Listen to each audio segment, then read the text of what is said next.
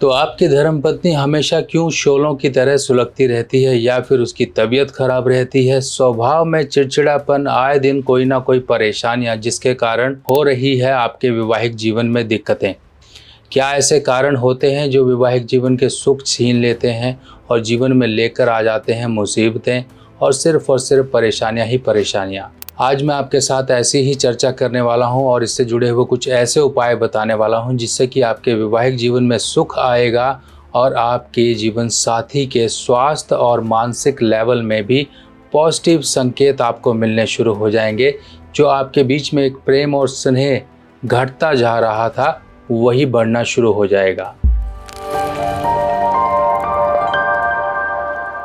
तो दोस्तों, जीवन साथी को हमेशा शुक्र से देखा जाता है और अगर शुक्र आपकी कुंडली में खराब है तो वो कहीं ना कहीं जीवन साथी पर बुरे प्रभाव डालता है, जिसके कारण आपको शुक्र से मिलने वाले सुख जीवन में ख़त्म हो जाते हैं या कम हो जाते हैं।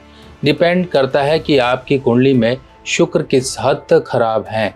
अगर वो ज़्यादा हद तक खराब होंगे तो आपके जीवन में परेशानियां भी उसी अनुसार आएंगी।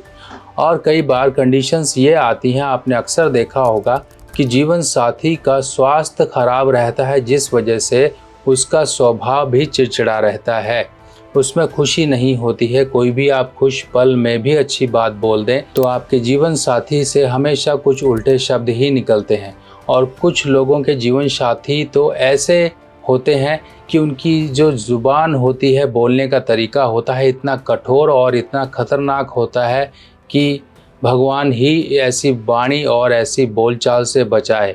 लोग हमेशा इस बात को लेकर परेशान रहते हैं कि धर्मपत्नी बहुत तीखा और कड़वा बोलती है, जिसके कारण घर में लड़ाई झगड़े अक्सर हुआ करते हैं।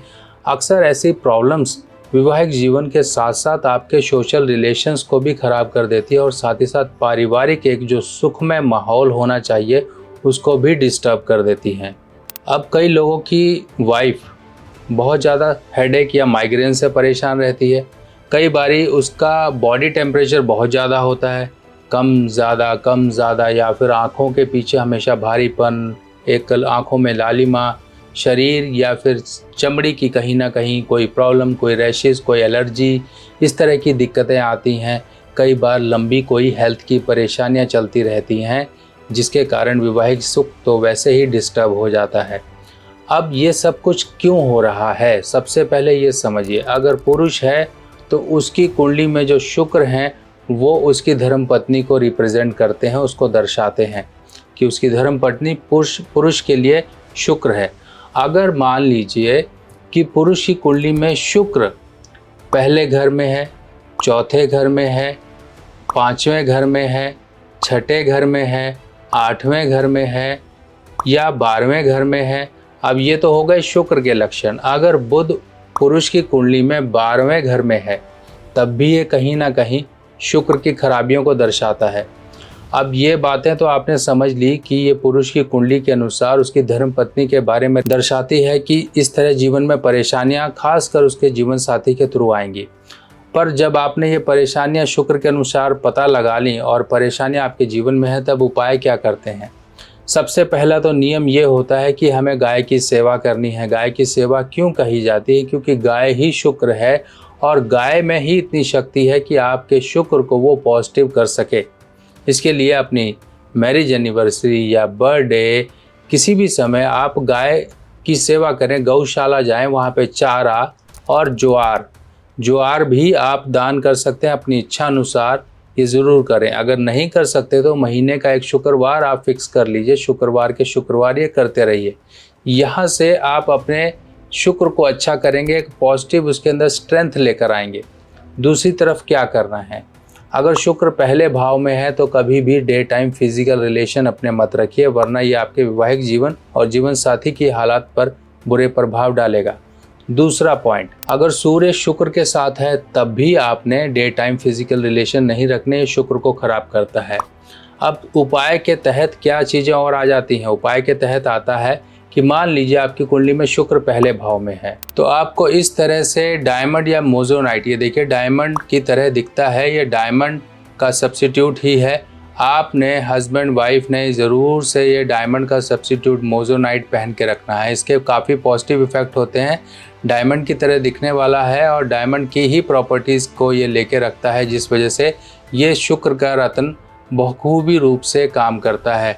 हम कई बार क्या करते हैं, ओपल पहन लेते हैं। ओपल की एक लाइफ को अगर हम समझे तो 2 साल मैक्सिमम लाइफ है, क्योंकि उसमें एक माइनर क्रैक्स आने शुरू हो जाते हैं, जिस वजह से शुक्र खराब हो जाता है। आप हस्बैंड वाइफ डायमंड पहनिए, अगर अफोर्ड नहीं कर सकते हैं तो इस तरह से आप मोजोनाइट ले लीजिए। ये मोजोनाइट देखिए डायमंड की तरह ही इसकी चमक होती है, और ये जो मेरे हाथ में इस समय रिंग है, ये लगभग 2 कैरेट के आसपास का ये डायमंड है। इतना बड़ा आप डायमंड पहन सकते हैं। अगर आपको बड़ा लगता है तो इससे छोटा, कम से कम 1 से 1.5 कैरेट तक का आप डायमंड की रिंग या लॉकेट बनवा के पहनिए। दोनों लोग हस्बैंड वाइफ इस तरह से डायमंड एक दूसरे को एक्सचेंज कर पहन सकते हैं, एक दूसरे को गिफ्ट कर सकते हैं। लाल किताब की सभी सामग्री अब आप मेरी व्हाट्सएप कैटलॉग पर आसानी से देख सकते हैं और आप अपने एड्रेस पर मंगवा भी सकते हैं। और इसके साथ साथ अगर मान लीजिए आपकी कुंडली में शुक्र 8वें घर में है तो अपने जीवन साथी को मत उकसाइए, वरना कोई गलत शब्द आपके जीवन में मुसीबतें ला सकता है। इसके लिए क्या करना है, आपको 8वें घर के शुक्र के लिए इस तरह से सफ़ेद रंग का मोती पहना जाता है। सफ़ेद रंग के मोती को आप चांदी में बनवा कर पहनिए। अब ये उपाय कौन करेगा? उपाय वही करेगा जिसकी कुंडली में शुक्र 8वें घर में है। सफ़ेद रंग का मोती चांदी में बनवा कर अगर आप पहनेंगे, क्योंकि मोती यहाँ पर शुक्र के अच्छे प्रभाव लेने के लिए काफ़ी ज़्यादा हेल्पफुल हो जाता है। और इसके अलावा अगर मान लीजिए शुक्र 4थे भाव में है आपके, तो ये कहीं ना कहीं जीवन साथी की हेल्थ को ख़राब करता है, और उसके साथ साथ संतान होने में भी ये कहीं ना कहीं विघ्न पैदा करता है। इसके लिए आपको अपने घर की छत पर शहद रखना है। शहद किसी मिट्टी के बर्तन में डाल लीजिए, उसको अच्छी तरह से बंद कर दीजिए। छत पर जाकर आप किसी किनारे में या फिर कहीं पर भी किसी भी एरिया की तरफ आप इस शहद को किसी मिट्टी के साथ लेप करके अच्छी तरह दबा के रख दीजिए, ताकि चींटियां वगैरह ना लग सकें।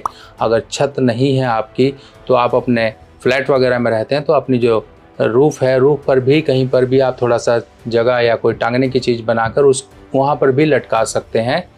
ये आपके 4थे घर के शुक्र को सही करेगा। 4थे घर का शुक्र मैरिड लाइफ की सारी प्रॉब्लम्स का रिस्पॉन्सिबल बन जाता है। अगर ये और फैक्टर्स के साथ कहीं पर दूषित हो रहा हो, और वो सिम्टम्स हमें मैरिड लाइफ में अक्सर पता लग जाते हैं, जीवन साथी की प्रॉब्लम, हेल्थ की प्रॉब्लम, बच्चा ना होना, मैरिड लाइफ में कुछ ना कुछ डिस्टर्बेंस रहना हमेशा, ये सब शुक्र 4थे भाव की नेगेटिव सिम्टम्स हैं। माँ धनलक्ष्मी पोटली बुक कराने का समय आ गया है, तो जिन लोगों को भी माँ धनलक्ष्मी पोटली बुक करानी है, वो समय रहते ही अपना सारा डिटेल्स वगैरह मुझे व्हाट्सएप कर सकते हैं। व्हाट्सएप नंबर आपको स्क्रीन पर फ्लैश किया जा रहा है। और आप लोगों को बता दें, इस माँ धनलक्ष्मी पोटली में कमलगट्टा, इलायची, लौंग और लघु नारियल, इस तरह से कुछ ऐसी सामग्रियां इंक्लूड की गई हैं। चांदी का सिक्का भी इंक्लूड किया गया है, जो आपकी सभी धन की समस्याओं को दूर करेगा, और ये सभी सामग्री अभिमंत्रित होकर आपके घर तक पहुंचेगी। और ये माँ धनलक्ष्मी पोटली को आपने अपने घर के जहाँ पर रुपया पैसा रखते हो वहाँ पर स्थापित करनी है। ये धनलक्ष्मी पोटली आते ही आपके घर में जो सुख शांति, जो धन की वृद्धि है, उसमें वृद्धि होना शुरू हो जाएगी। तो बुकिंग करवाने के लिए समय से पहले बुकिंग करवा लीजिए, ताकि आपके घर तक ये पूजा कर कर भेजी भी जा सके। शुक्र 12वें भाव में है, तो ये कहीं ना कहीं, अगर मान लीजिए पुरुष की कुंडली में शुक्र 12वें भाव में है, तो ये जीवन साथी को कहीं ना कहीं बीमार करता है।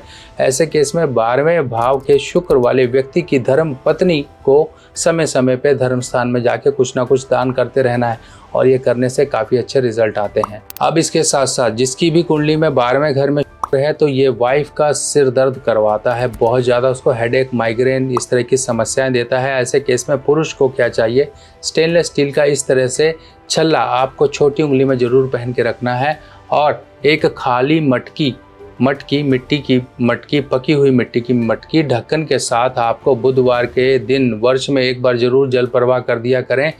तो आपकी मैरिड लाइफ के बहुत से दुखों को ये इस तरह के छोटे छोटे उपाय आपके जीवन से बाहर फेंक देंगे, और आपके जीवन में ले आएंगे सुख, वही सुख जो आप अपनी मैरिड लाइफ में एक्सपेक्ट किया करते हो।